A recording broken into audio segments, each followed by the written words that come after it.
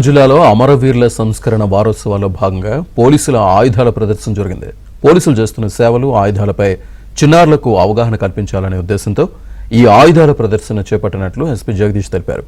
Police head quarters లో ఈ కార్యక్రమంలో వివిధ పాఠశాలల నుంచి వచ్చిన చిన్నారులతో పాటు ఎస్పీ జగదీష్ ఆయుధాలను పరిశీలించారు.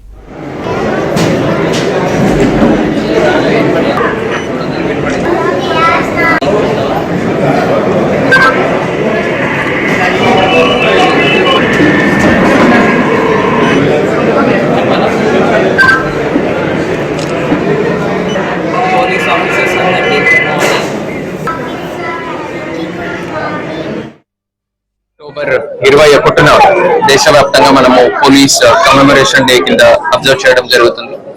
సో దాని భాగంగా ఒక 10 రోజుల పాటు పోలీస్ యంత్రాంగం నుంచి డిఫరెంట్ ప్రోగ్రామ్స్ ని ఏర్పాటు చేయడం జరుగుతుంది. సో దాని భాగంగానే ఈ రోజు మనము ఓపెన్ హౌస్ ఏర్పాటు చేయడం జరిగింది.